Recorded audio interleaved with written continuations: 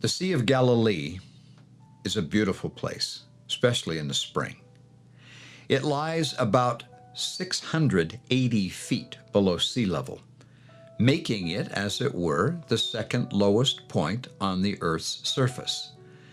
The mountains around the Sea of Galilee rise to an elevation of near 2,500 feet. As it is, the temperatures at the surface of the lake can get very hot.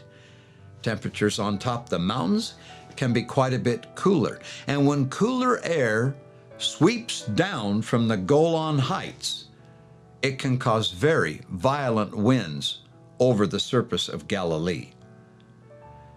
Jesus had passed the day teaching near the shore of the lake near Capernaum. As evening came, he said to his disciples, "Let us pass over unto the other side."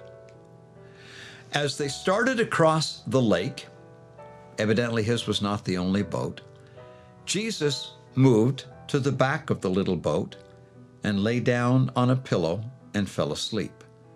Suddenly, an unusually violent storm of wind came down on the lake, and the sea rose. Huge waves began to break over the gunwales of the little boat, filling it with water until it was on the verge of sinking. The disciples in that boat were not lightweights. They were experienced fishermen. They knew the lake. And yet the storm was bad enough that they were terrified. They fought the storm, bailing the boat until, as it were, all seemed lost.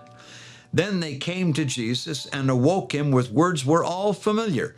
"Master, carest thou not that we perish?" Consider the heart behind those words.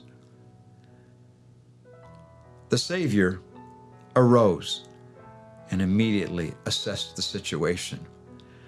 As the disciples looked on, he stood and rebuked the wind, saying unto the sea, "Peace, be still." And instantly the wind ceased, and there followed a great calm. He then turned to them and said, "Why are ye so fearful? How is it that ye have no faith?"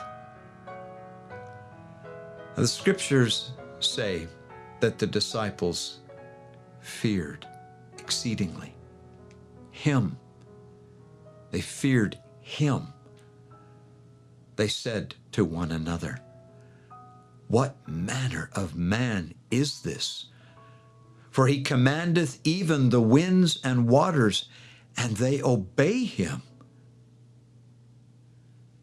I have pondered this. Jesus looked like every other man.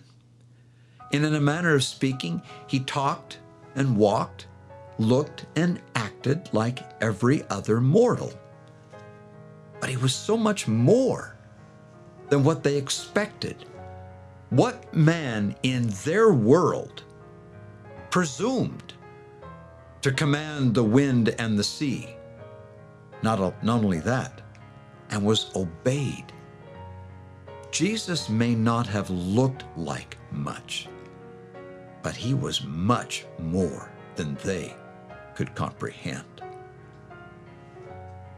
Now, my dear friends, here we are in the middle of the lake, in the middle of the deepest waters of mortality, and threatening tempests are roaring all around us.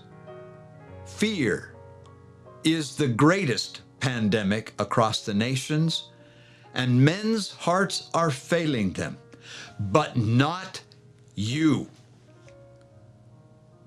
Not you. This is all part of the plan, and that we do all we can to keep rowing and bailing, keep moving forward. But as a gentle reminder to you and to me, don't forget, He's in the boat with us and can and will help. There is peace as close as your prayers.